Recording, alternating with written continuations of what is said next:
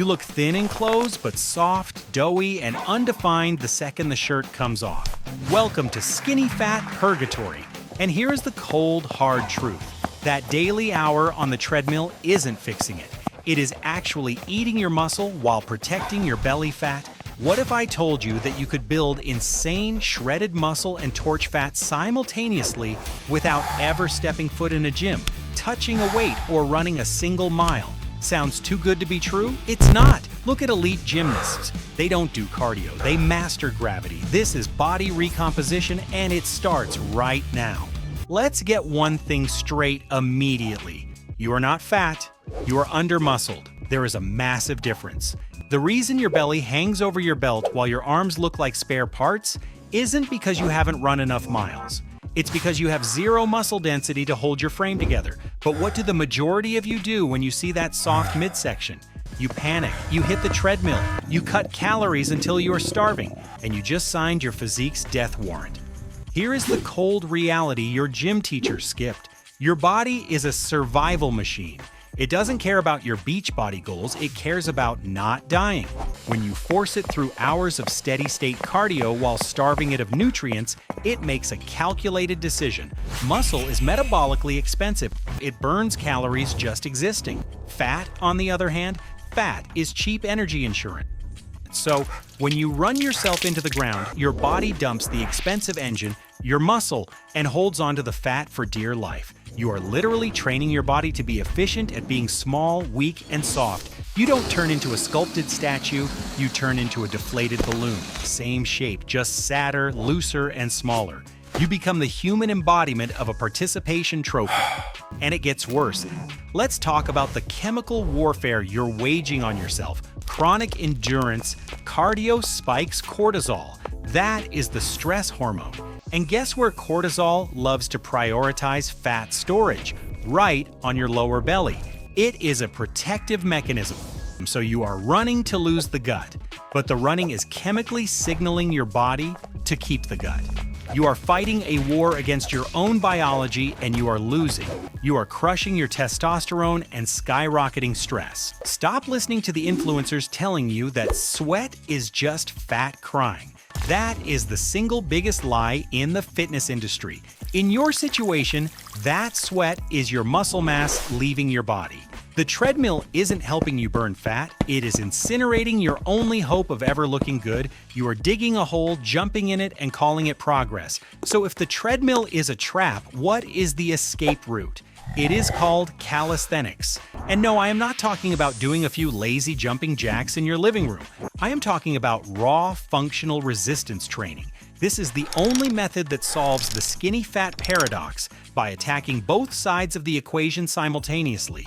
You build density through heavy resistance, and you torch fat through the metabolic afterburn known as EPOC. You aren't just burning calories while you move, you turn your body into a furnace that keeps burning while you sleep. Here is why it reigns supreme over the commercial gym. Walk into any gym, and what do you see? People sitting down. They are sitting on chest press machines, sitting on leg extensions, scrolling through their phones between sets. Machines are designed to isolate muscles, which is great for bodybuilders, but terrible for you. When you do a push-up or a dip, you aren't just working your chest. You are engaging your shoulders, your triceps, your back, and your entire stabilizers just to keep from face planting. That is a compound movement. It recruits more muscle fibers in 1 rep than a machine does in 10. Now I know what the gym bros are thinking. But body weight is too easy. I need heavy metal to get big. Let me stop you right there. That is the ego talking. You might be able to bench press a heavy bar because the bench is stabilizing your body for you. But can you pull your own chin over a bar strictly? Can you dip your entire body weight without shaking like a leaf? If the answer is no, your gym strength is fake. It is decorative. In calisthenics, we don't add weight plates. We change the laws of physics. We manipulate leverage. By simply changing the angle of your body, you can make a push-up feel heavier than your max bench press. This is true progressive overload, and it forces your body to adapt by building dense, athletic muscle, not the puffy, water-filled look you get from pumping iron. And finally, let's talk about that soft belly you are trying to hide. The reason it sticks out isn't just fat, it's a weak core. In the gym, you wear a lifting belt to hold your gut in.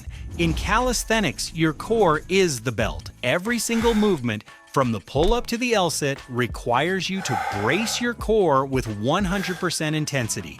You are training your abs every second of the workout. That is how you fix the posture, that is how you flatten the stomach, and that is how you stop looking like a deflated balloon and start looking like a weapon. Ultimately, this is about more than just fixing a soft midsection.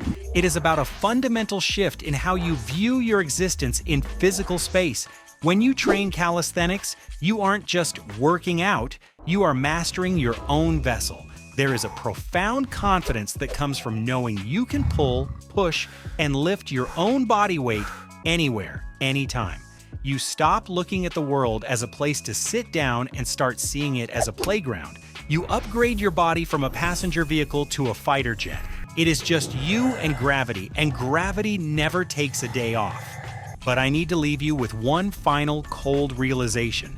I saved this for last because it is the pill nobody wants to swallow. You can master the pull-up, you can unlock the front lever, and you can train until your hands bleed. But if you go home and eat like a raccoon in a dumpster, you will stay skinny fat forever. Calisthenics builds the engine, but nutrition is the fuel. You cannot out-train a bad diet. If you eat garbage, you will perform like garbage and those abs will stay buried under a layer of fluff. That is the unsexy truth.